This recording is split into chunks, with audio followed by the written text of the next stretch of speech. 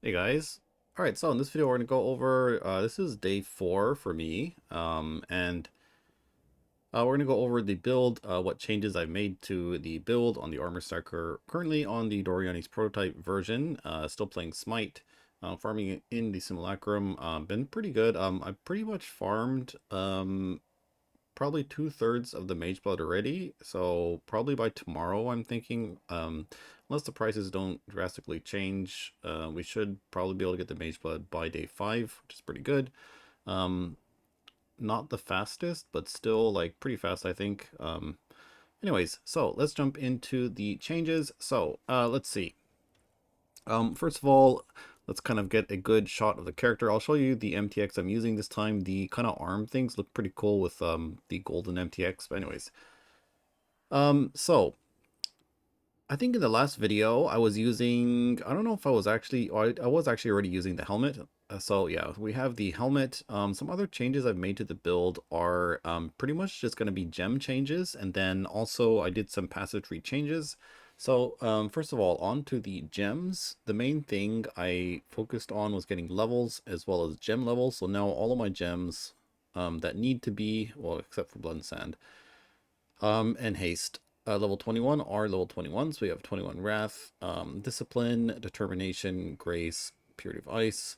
My smite level 2120. And for the support gems, I guess multi-strike you could go for 2120, but a lot of the other gems, the quality is just increased damage, which we have plenty of from the actual Replica Dreamfeather. So it's better to get a just 21-0 than a 2020, right?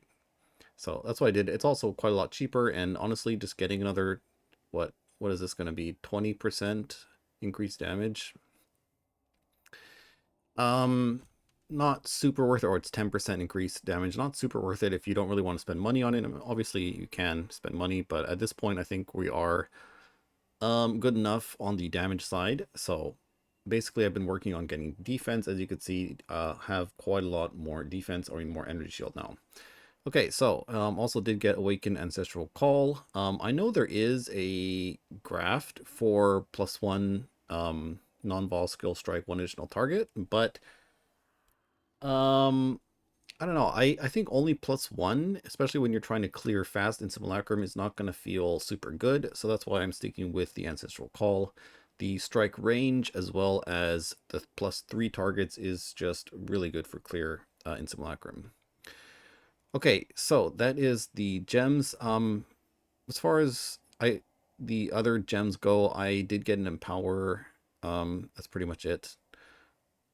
Oh, and yeah, so let's talk a bit about these kind of custom damage taken links. So this is something I'm trying a little bit differently than what I usually do. So in Simulacrum, I'm getting my frenzy charges very consistently with the Cold Snap. So Cold Snap, whenever we kill an enemy that's on the Cold Snap, we have a 25% chance to get a frenzy charge, which is pretty much permanent uptime in Simulacrum. So that works out pretty good. Normally, I also did use Poacher's Mark, so I could get frenzy charges on single target. The quality there gives you like a 5% chance to get a frenzy charge, so you would sustain your frenzies on the bosses. But since we already have so much damage, they're dying in the the time that before my frenzies run out from the cold snap. So I figured we don't really need it. So what I've done is I went for Warlord's Mark. So this one gives you chance to gain endurance charge, right? So now I'm basically getting my endurance charges just from this Warlord's Mark link. Instead of usually what I did last league is I path all the way up to Inexorable. Although this area is really good for damage. This time around I spent my points on other places, so I'm actually getting points here, getting more energy shield. Over here as well, getting some aura effect on my timeless jewel. Also getting a rune graft. So overall, I didn't really even have the points to go all the way up here, even though this area is very good for damage. Right now, I think my damage is pretty high. It's like close to like 70 million DPS, full DPS with burst, like with Vol Smite and Vol Haste. So I think it was good enough. Anyways, no showcase today in this video. Maybe in the next one, I'll show you guys what the clear is like, but it's pretty fast. The fastest simulacrums I've been doing are like 16 minutes, so that's pretty fast. You can do carries this league, so although not all the time, like a lot of people times when I actually post for carries, people aren't even replying because no one really bothers with it, but you get the simulacrum ascendancy. I'm not using it, but I just have it because it's what I unlocked first. Anyway, there are some other cool things. We'll probably look into some of these later on once we have the Mage Blood when we're done farming and all that. But for now, we'll just kind of make minimal changes and that kind of stuff. So that's why I guess I'm using these 2 castle damage taken links. The mana drain can be quite high sometimes, so make sure you have enough mana. Like even at 100 mana, sometimes it feels a little bit bad if you're not leeching. So that's why I guess I'm using a level 1 gem here. Okay. So let's go over the passive tree. So the only changes I've done is I've gotten a few tattoos just for a little bit of extra armor. And I did also get the rune graft of the fortress.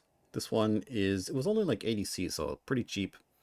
40% increased global defense is quite a lot for especially your energy shield as well as getting more armor. And then let's see what else. There is also a bug in POB where these aren't being allocated, but it does work in game. This area here too, even though this is actually giving me resistances, it's actually okay because you can see I'm like 197 because I did get a mirrored ring, a Calandra ring, sort of, you could say, with negative like 99 lightning res. So, or the implicit has lightning res, but anyways, it's enough to basically put me at minus this level here. So, this is nice because it does give you quite a lot of energy shield, and I'm probably going to take the mastery here next when I level up for the 20% reduced extra damage from crits. I do have a bit on my Watcher's Eye, but I did notice, I don't know what it is, but I never really have this problem, but this league, for some reason, on the crit waves, I'm taking a lot more damage for some reason. Usually the Watcher's Eye alone is enough, but I'm going to see if maybe this makes a difference. There's also the thing is that I'm not using Tempest Shield, so I'm not shock immune, even though I am technically shock immune through reduced effective shock on my flask. This gets scaled up with the belt I'm using, so I have 55% increased flask effect, because Alchemist Genius is 25% more increased effect, and then we have 30% on the implicit. And then I also do have 35% reduced effective shock on my jewel here. So this combined basically is 100% reduced effective shock. So maybe sometimes something happens and then it's not active, and then that's why I'm taking a lot of damage. I haven't noticed it, or anyways, I'll try to figure out what's going on, but I am still XPing pretty good. You can see almost level 97, so we'll see what happens. Maybe I'll just go get more energy shield. I could easily fit in Tempest Shield if I wanted to. I just go take the Guardian Ascendancy instead of Necromancer. At this point, Necromancer isn't that big of a damage increase. It's like 8 to 10%, so it's not, I don't think it's the end of the world to actually just swap over the Guardian if I really needed to. But anyways. Okay, so that's pretty much all of the changes, guys. Yeah, oh, here's the graphs. I'm still using this one, the Zoff one, even though this actually does nothing except for giving me 20 fire res and 20 armor. I would actually like to swap this out, but I do want to have 150 fire res for like the exposure and that kind of stuff, right? In Simulacrum. So once I get a little bit better, well, I guess I could go buy one now because I'm just being a little bit lazy. But there is another Zoff graph I want to use. I'll show you the 2 graphs I'll probably be using at endgame. Wait a minute, where did I put those? Something like this. Okay, so there is the tool graph that gives you the preserving stillness. Preserving stillness is basically a guard skill that takes like 1,300 damage. Very low cooldown, and you get it whenever you apply exposure. So in endgame, we will be applying exposure. So this is going to be really good because first of all, this means that we won't need to really use gloves that have the strike skill implicit.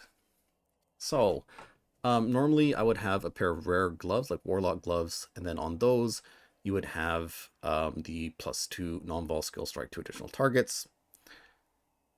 This is not going to be needed anymore on like the Molten Strike setups because we'll get it here already. So we could actually run gloves like this, like Soul Ascension or Shaper's Touch or some other kind of unique glove to maybe get a little bit more damage, kind of see what happens there. So this is going to be really fun, as well as gaining the guard skill, which is going to be pretty pog, I think. So we have this, and then we're going to be applying exposure, I guess, either through the rare glove implicit, or there's the awakened lightning penetration, pretty much. So gonna be pretty good. And I think for the second one, the Wreathed in Light one from the Eshcraft is probably gonna be really good as well. There's also a mod, maybe you could try is, I'm not really sure which one I'll use, but instead of the non-vol strike skills, there is a chance to gain a frenzy charge. So maybe use that, I'm not sure, but anyways, that's kind of what I'm using right now. I would like to swap this one out, but like I said, just couldn't really be bothered to get the gear, and I don't apply exposure right now anyways. Okay, so let's check out the MTX this time around. So we have the Demigod Sword, the Paladin Weapon Effect, the Divine Judgment unique finisher, then also have the Shark Attack finisher on my shield, so we have both. We're using the Demigod's Immortality Helmet, the Holy Eyes, and the Crypt Keeper Helmet attachment. And then I have the Deicide Wings and the Victoria's Body Armor. I was thinking maybe we could use this one, the Demigod Armor. So maybe I'll try that. Anyways, so either one, probably use one or the other. But anyways, then we have the 2 Demigod Rings. Oh, and I forgot my belt on.